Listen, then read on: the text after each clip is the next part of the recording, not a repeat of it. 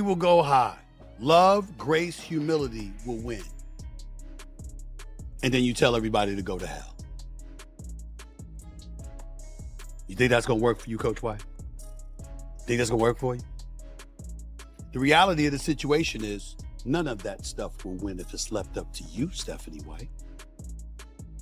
Because you're not handling it right. You playing right into their hands. Right into their hands. What happens when Stephen A. Smith stops simply breaking down the Indiana Fever and starts openly questioning Stephanie White's leadership? A fiery controversy involving Sophie Cunningham, DiJonai Carrington, and one disputed coaching response has suddenly placed White under an intense spotlight, while Caitlin Clark and several of her teammates seem determined to stand behind their coach. But what exactly did Stephen A. Smith see in this situation that pushed him to challenge White so directly?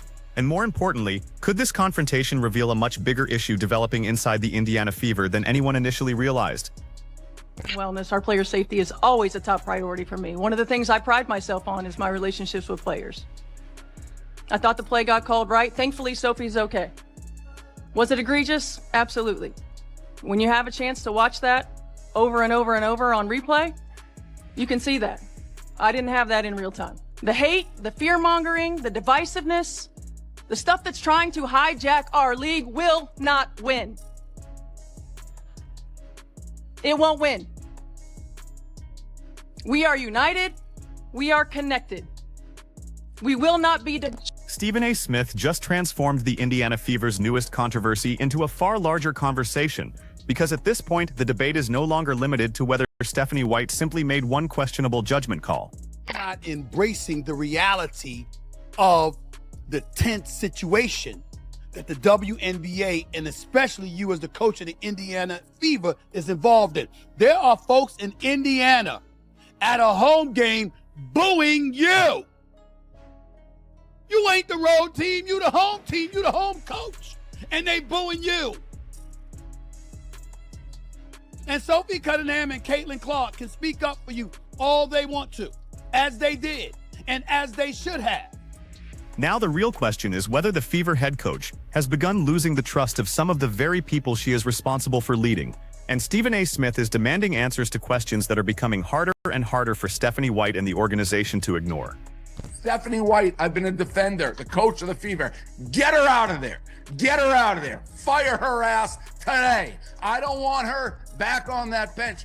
Stop defending the other players. Oh, she plays hard, DJ. That's just her being her. You see Caitlin in the press conference almost cover her ears and her eyes. Defend your players. First of all, you're wrong. It was a dirty play and she's gone. But when do you ever see in like the NBA, a coach not defend their own players? She hasn't done it with Caitlin when Caitlin got punched in the throat. Everything started with one play that somehow generated more controversy than some complete WNBA games. During Indiana's August 8 matchup against the Chicago Sky, DiJonai Carrington was ejected after making contact with Sophie Cunningham near the head and neck while Cunningham was involved in a breakaway sequence. Officials stopped the action, reviewed what happened, and ultimately ruled the contact a flagrant 2 foul. That decision automatically resulted in Carrington being removed from the game immediately. Did y'all see what happened when this young lady got ejected from a WNBA game the other day for a flagrant foul on Sophie Cunningham? Did y'all see that? She got ejected from the game for that flagrant foul right there. And I'll be damned if that wasn't a flagrant 2. She mugged her. Damn near came across like decapitating her, for crying out loud. That was definitely a hard foul. Make no mistake about it. Nobody can argue about it. You can say what you want. We know what we saw. No way around it. DiJonai Carrington foul was clearly unnecessary. It was a flagrant foul penalty too. It was absolutely positively correct call. Normally, that should have closed the basketball portion of the story. A hard foul occurred. Officials went to the monitor, reviewed the footage, made their ruling, and everybody could have continued with the game. But almost nobody moved on. Instead, that single moment expanded into a much larger argument involving player safety, coaching responsibility, social media reactions, race, politics, fan loyalty, and eventually questions surrounding Stephanie White's future in Indiana. The Fever were suddenly dealing with far more than what happened between 2 players on the court. Now they were also dealing with what their own head coach said after the incident.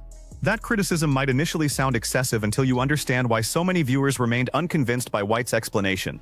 Cameras have no interest in press conferences, friendships, former coaching relationships, or carefully prepared explanations. They simply capture what happened in front of them, and the different angles circulating online gave White's critics plenty of material to challenge her version of what occurred between DiJonai Carrington and Sophie Cunningham. That created an extremely uncomfortable gap between what many fans believed they watched and what White initially said she witnessed. Online conversations quickly centered on whether White's explanation matched the video evidence available to the public. And that was exactly the point where Stephen A. Smith entered the discussion and turned the situation into something much larger. Crossroads that Stephanie is stuck in is she knows DiJonai is a good person, but now she's coaching people who are likely taking money from the Heritage Foundation, has a large MAGA racist fan base, and they didn't like that she defended DiJonai. Take personally any suggestions that I don't 100% always have my players back. Smith did not treat the controversy like a simple officiating argument over whether the contact should have remained a common foul or been upgraded to a flagrant. He focused instead on the broader question of leadership. And that difference matters because his criticism targeted White's obligations as the head coach of the Indiana Fever. His basic argument was straightforward. When you are the head coach, actually knowing what is happening on the court cannot be treated like some optional responsibility. You are expected to follow the action, recognize when one of your players has absorbed dangerous contact, and understand when a moment requires an immediate reaction. When one of your players ends up on the floor after a violent collision, supporters naturally expect the head coach to notice before someone on social media has time to upload multiple camera angles, add dramatic music, and turn the entire sequence into viral content.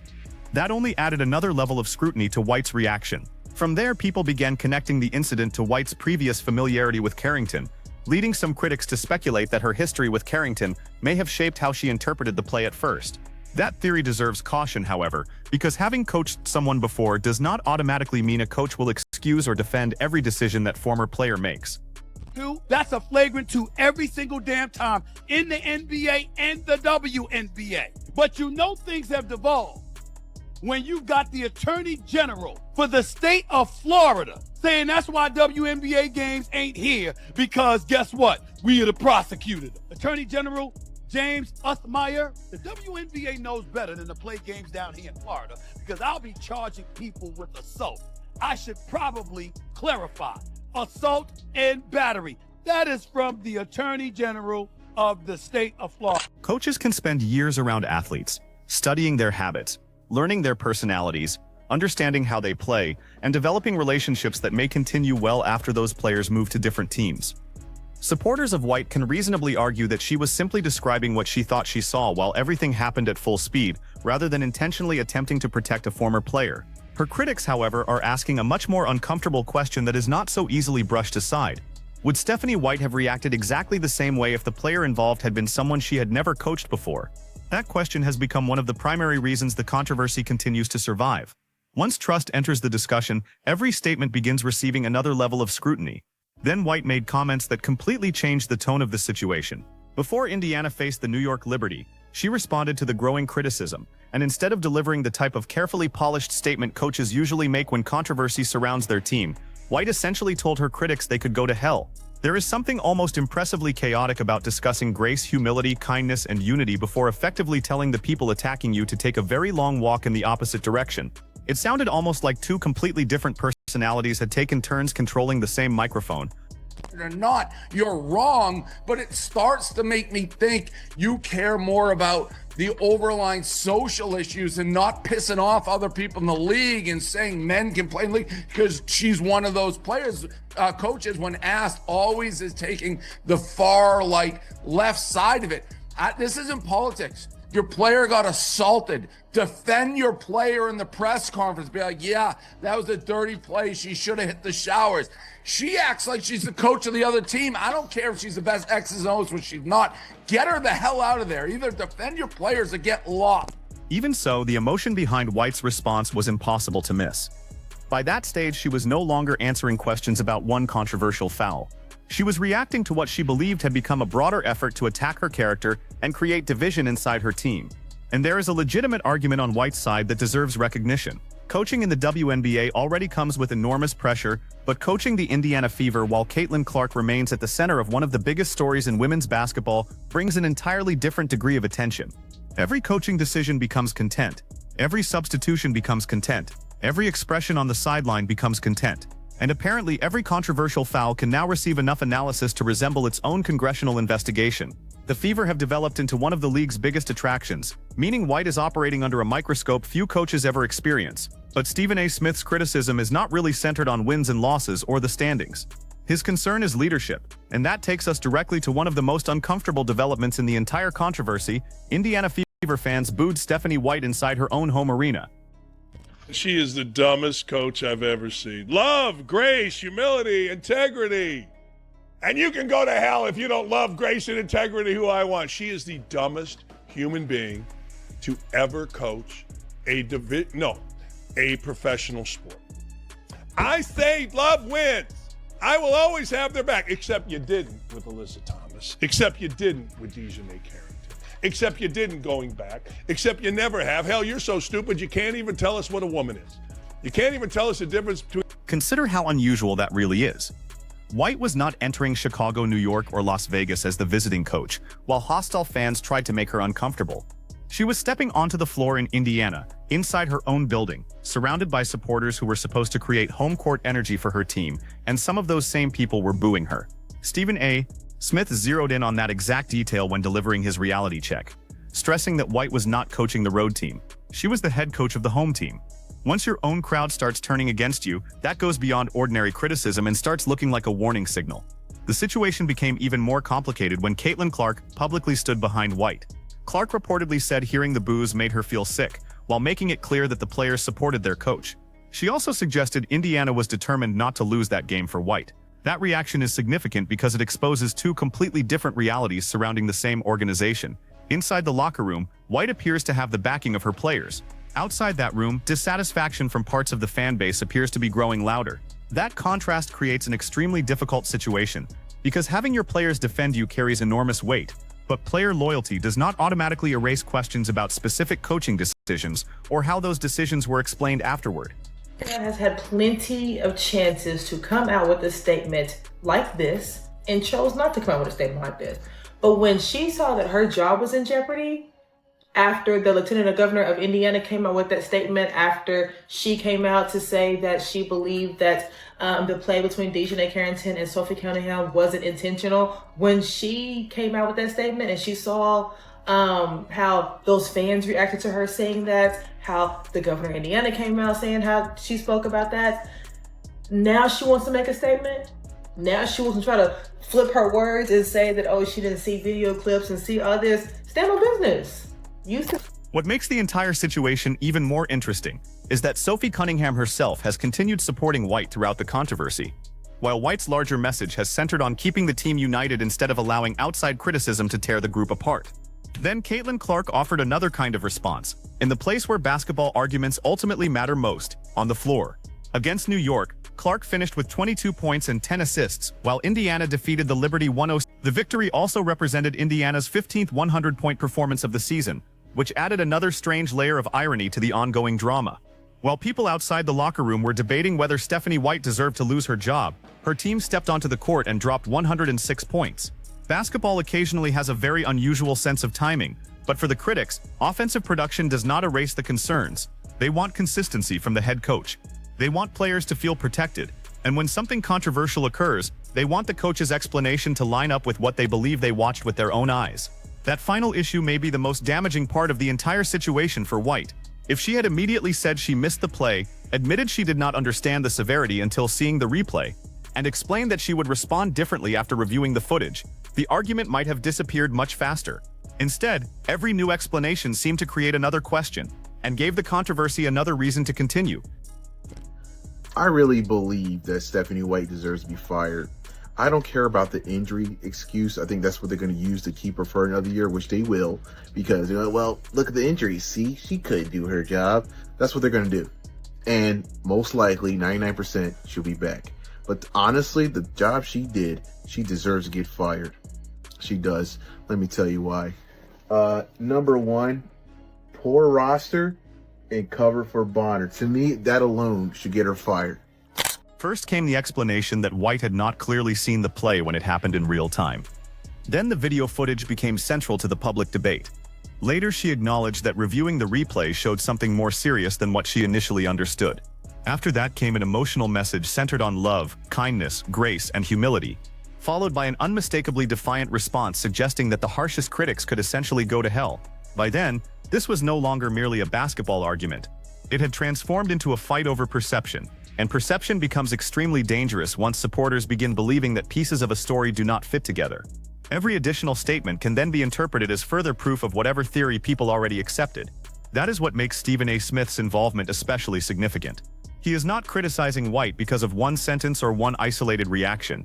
He is examining the entire sequence and questioning whether White fully understands the difference between standing behind her players and avoiding accountability. Those are two very different things. A coach can support somebody while admitting that person made the wrong decision. A coach can defend an athlete's character while still condemning a reckless or dangerous action. A coach can have a meaningful personal relationship with a former player and simultaneously acknowledge that the same former player committed a serious foul. Sometimes the strongest example of leadership comes from having the confidence to acknowledge both truths at once, rather than pretending only one can exist. Stephanie White needs to be fired. The ESPN analysts that hate Caitlin Clark said it all. It's the sisterhood. And the sisterhood is Stephanie White's team. That's where most of the dramas came from. In Caitlin Clark's, now Sophie Cunningham's career.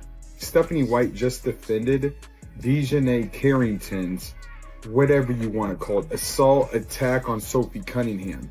She defended Alyssa Thomas's fist to the throat and made Alyssa Thomas out to be the victim. That is exactly why this confrontation has become so fascinating. Stephen A. Smith is forcing everyone to confront a question that nobody directly involved seems especially eager to answer. What is accountability supposed to look like when the head coach becomes part of the controversy herself? There is also another important reality that cannot be overlooked. The Fever are not an anonymous rebuilding franchise quietly developing young talent while playing in front of limited attention. This is Caitlin Clark's Indiana Fever, and virtually everything connected to the team becomes magnified.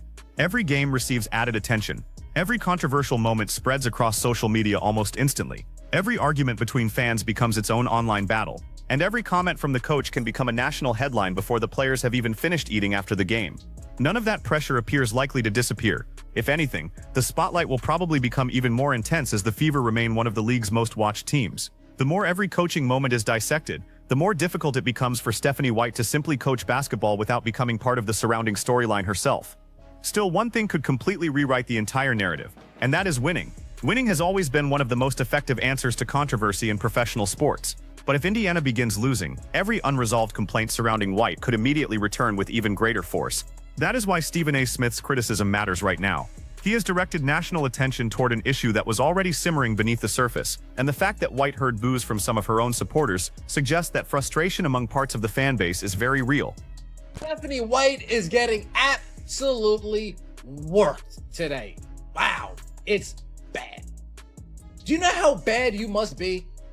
Do you know how unfavorable you must? Do you know how out of touch you must be with your fan base, with your state, to where the lieutenant governor of your own state is demanding that you get fired?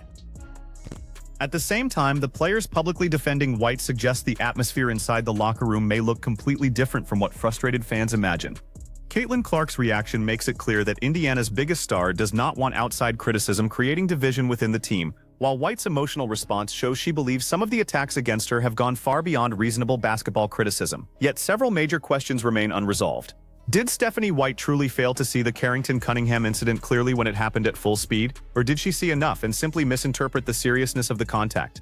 Did her previous coaching relationship with DiJonai Carrington have any effect on her first reaction, or is that accusation unfair speculation being pushed by critics? Can a coach tell people attacking her to go to hell while also urging others to respond with kindness, grace, and humility? And perhaps the biggest question of all is whether White can somehow take all of this controversy, noise, criticism, and pressure and use it to make the Indiana Fever stronger rather than allowing it to pull the organization apart.